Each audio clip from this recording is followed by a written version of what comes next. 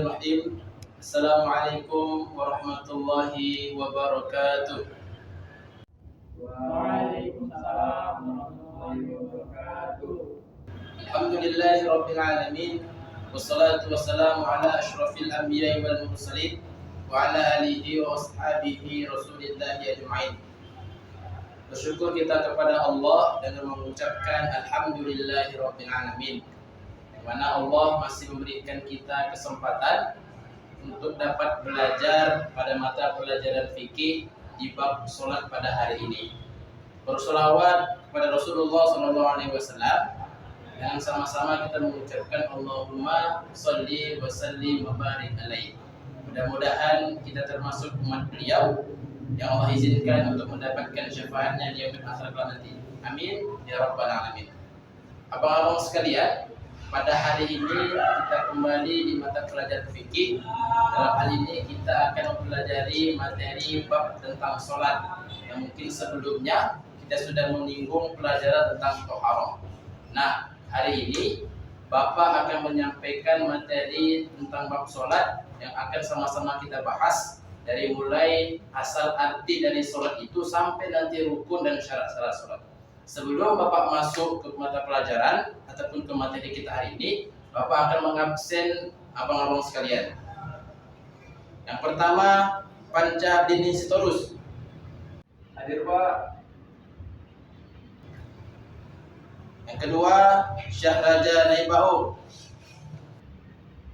Hadir Pak. Yang ketiga, Yogi Alaska. Hadir Pak. Baiklah, kita masuk ke materi hari ini. Kita akan mempelajari tentang bab sholat. Sebelum itu, Bapak ingin menyampaikan, nanti di akhir setelah Bapak menyampaikan materi, Bapak akan memberikan pertanyaan, dan kepada abang-abang sekalian boleh nanti menyampaikan tanggapannya, menyampaikan sanggahannya ataupun jawaban dari pertanyaan yang Bapak sampaikan. Dan bagi yang lain boleh menjaga pertanyaan ataupun jawaban daripada kawannya yang lain. Baik, masuk kita ke materi sholat. Sebelum itu, ada yang tahu sholat itu apa? Nah, sedikit ingin Bapak jelaskan. Sholat itu merupakan ibadah wajib khususnya bagi yang beragama Islam, yang mana sholat ini memiliki arti doa ataupun hubungan kepada Allah Subhanahu wa Ta'ala. Dari sholat ini merupakan suatu kewajiban kita agar kiranya nanti ketika kita dihisab di hadapan Allah Subhanahu wa Ta'ala, kita mempunyai bekal yang mana bekal itu akan kita hadap kepada Allah Subhanahu wa Ta'ala. Abang-abang sekalian, terkait tentang sholat ini merupakan suatu rukun Islam yang kedua setelah kita bersyahadat, menunjukkan bahwasanya sholat ini merupakan suatu kewajiban yang amat penting bagi kita seorang Islam. Nah, sholat ini memiliki syarat dan juga rukun-rukun di dalamnya. Adapun syarat dari sholat itu sendiri, baik, adapun syarat wajib sholat yang pertama yaitu Islam. Orang kafir tidak diwajibkan melaksanakan sholat, baik itu kewajiban mengqadha sholat ketika dia masuk ke dalam Islam, sedangkan orang murtad ataupun orang yang keluar dari agama Islam wajib melaksanakan sholat dan mengqadhanya ketika kembali memeluk agama Islam. Syarat yang kedua adalah baligh. Sholat tidak wajib bagi anak kecil yang belum akil baligh, baik laki-laki maupun perempuan. Namun keduanya harus diperintah melaksanakan sholat setelah berusia 7 tahun ketika sudah tamyiz. Jika belum, mereka baru diperintahkan sholat setelah tamyiz. Keduanya harus dipukul sebab meninggalkan sholat setelah genap berusia 10 tahun. Syarat yang ketiga yaitu berakal. Sholat tidak wajib bagi orang gila atau orang yang tidak berakal. Akal adalah batas taklif bagi manusia, yang mana taklif itu adalah kondisi seseorang terkena hukum atau kewajiban Islam. Nah, setelah dari syarat, sholat itu terbagi dari beberapa macam. Ada itu sholat sunnah juga terbagi. Ada sholat sunnah rawatib, sholat sunnah selain rawatib, seperti sholat malam, sholat duha, ada juga sholat tarawih, sholat idul adha, idul fitri dan sebagainya. Tadi kita telah membahas tentang syarat wajib sholat. Kita akan membahas sedikit tentang syarat sah sholat. Yang pertama, sucinya anggota badan dari hadas, baik kecil maupun besar. Syarat yang kedua, menutup warna aurat ketika mampu meskipun seseorang sedang sendirian di dalam kegelapan. Syarat yang ketiga, sholat di tempat yang suci. Maka, sholat orang yang sebahagian badan atau pakaian menempel dengan najis saat berdiri, duduk, rukuk ataupun sujud, maka sholatnya tidak sah.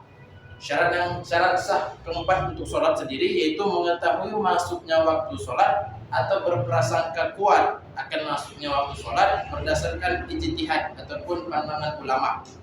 Seandainya seseorang melakukan sholat tanpa semua itu, sholatnya tidak sah walaupun sholat yang dikerjakan telah masuki waktunya. Syarat yang kelima, syarat yang terakhir, menghadap kiblat, tepatnya di Ka'bah. Ka'bah disebut dengan kiblat karena orang yang sholat menghadap arahnya, dan disebut dengan Ka'bah karena ketinggiannya. Nah, kita juga akan masuk ke bagian rukun sholat. Itu tadi sekilas tentang rukun wajib dan rukun sahnya sholat. Nah, rukun sholat itu sendiri terbagi di beberapa macam. Yang pertama ada niat. Niat adalah menyengajakan sesuatu berbarengan dengan melaksanakannya. Rukun yang kedua itu berdiri jika mampu melakukannya. Jika tidak mampu berdiri, seseorang wajib duduk dengan posisi yang kaki, tapi duduk iftirash adalah yang lebih utama. Yang ketiga, takbiratul ihram. Adapun rukun yang keempat yaitu membaca suratul Fatihah atau penggantinya bagi orang yang tidak hafal suratul Fatihah. Hal ini diwajibkan baik pada sholat fardu maupun sunnah. Kalimat Bismillahirrahmanirrahim adalah satu ayat sempurna dari suratul Fatihah. Rukun yang kelima yaitu rukuk. Rukun yang keenam ada tumakninah atau tenang di antara rukun-rukun yang ada dalam sholat. Yang ketujuh, bangun dari rukuk atau disebut dengan iktidal dengan tegap sesuai keadaan sebelum rukuk. Yang kedelapan, tumakninah kembali ketika iktidal.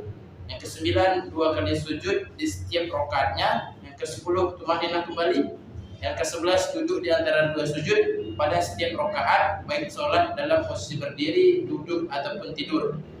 Yang ke-12, tumakninah ketika duduk di antara 2 sujud. Yang ke-13, duduk terakhir atau duduk yang kemudian diiringi dengan salam. Dan yang terakhir, membaca bacaan tasyahud ketika duduk yang terakhir. Dan itu merupakan di akhir rukun sholat sebelum kita salam. Dan yang ke-12, membaca salam yang pertama. Seseorang wajib mengucapkan salam dalam posisi duduk. Yang ke-17, niat keluar dari sholat. Ke-18, melakukan rukun-rukun sholat secara tertib. Dan di akhir barulah kita menutup dengan zikir ataupun doa. Nah, inilah sekilas tentang bab ataupun materi sholat, baik dari syarat wajib sholat, syarat sah sholat, dan sampai ke rukun-rukun sholat. Mudah-mudahan dari materi yang Bapak sampaikan, abang-abang sekalian paham apa itu sholat dan bagaimana syarat dan rukun sholat tersebut. Nah, setelah Bapak menyampaikan materi, bagi abang-abang sekalian yang ingin bertanya, boleh menyampaikan pertanyaannya. Dan bagi kawan-kawan yang lain, boleh menanggapi dari pertanyaan teman-teman yang bertanya dari materi yang kita telah sampaikan pada hari ini. Pak, saya ingin bertanya Pak.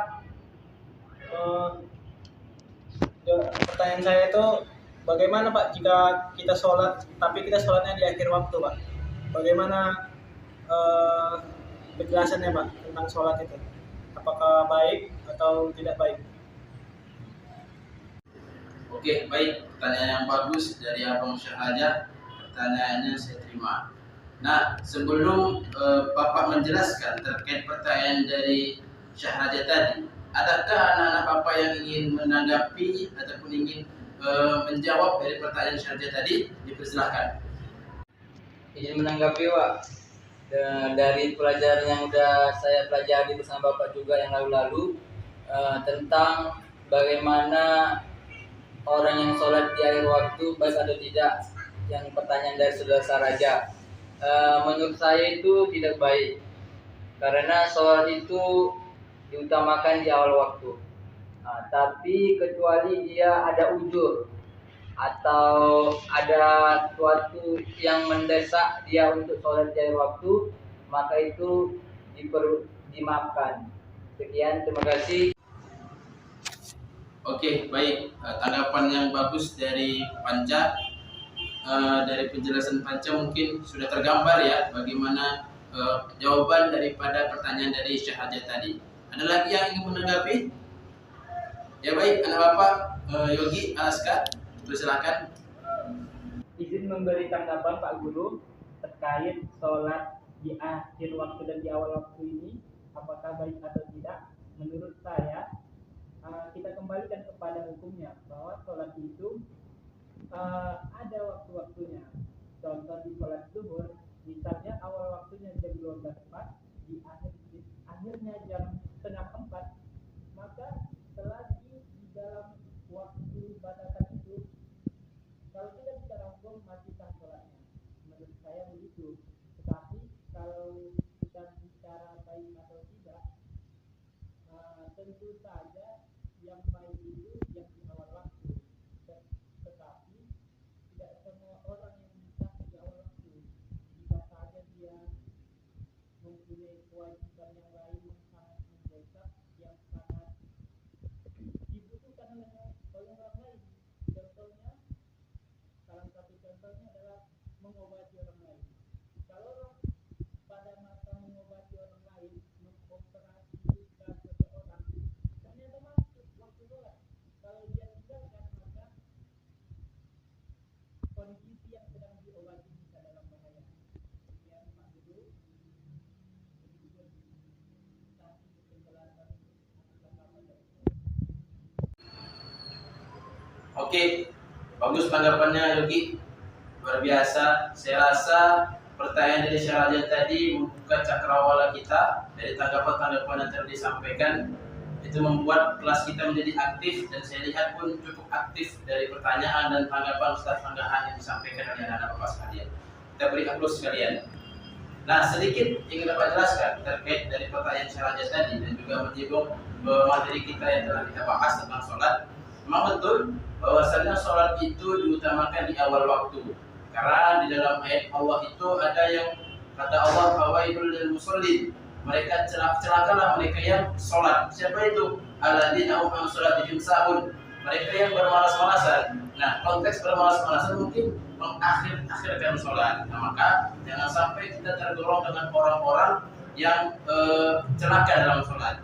Tapi sesuai dengan tanggapan Yogi tadi, ada mungkin beberapa orang, profesi ataupun kerjaan yang menuntut kita tidak bisa untuk sholat di awal waktu. Kalau kita sholat di awal waktu mengikuti aturan dari Allah, bukan berarti kita melanggar aturan Allah ya. Tapi kita ada batasan ketika berhubungan dengan hablum minan nas, hablum minallah. Ada dalam suatu riwayat kita harus mengutamakan hablum minan nasnya dulu. Itu kata Allah. Jadi ketika ada orang yang sakit, sementara waktu sholat sudah masuk, kita utamakan dulu orang yang membutuhkan kita, kan begitu. Nah, jadi dari pertanyaan Mas Syarja tadi itu juga bisa menambah materi kita tentang sholat. Maka sholat hubungan dengan hablum minan nas, hablum minallah. Ada dalam suatu riwayat kita harus mengutamakan hablum minan nasnya dulu. Itu kata Allah. Jadi ketika ada orang yang sakit, sementara waktu sholat sudah masuk, kita utamakan dulu orang yang membutuhkan kita, kan begitu. Nah, jadi dari pertanyaan Mas Syarja tadi itu juga bisa menambah materi kita tentang sholat. Maka sholat ini penting, anak-anak Bapak sekalian. Jangan sampai kita meninggalkan sholat. Walaupun mungkin kita bahasnya di akhir-akhir kita baru sholat, tapi setidaknya kita tetap ingat sholat. Karena sholat itulah menjadi bekal utama ketika kita menghadap Allah Subhanahu wa Ta'ala. Baik, mudah-mudahan materi yang kita pelajari pada hari ini bermanfaat bagi kita semua, khususnya bagi saya sendiri selaku yang mengajarkan. Mudah-mudahan kita di akhir hayat tetap terus istiqomah menjaga sholat kita, dan mudah-mudahan sholat itulah yang mengantarkan kita masuk ke dalam surga Allah Subhanahu wa Ta'ala. Terima kasih sekali lagi mengucapkan kepada anak-anak Bapak sekalian yang sudah ikut berperan aktif dalam pembelajaran hari ini. Mudah-mudahan bermanfaat. Kita sambung di pertemuan yang akan datang kembali. Saya akhiri billahi taufiq wal hidayah. Wassalamualaikum warahmatullahi wabarakatuh. Terima kasih. Wassalamualaikum warahmatullahi wabarakatuh.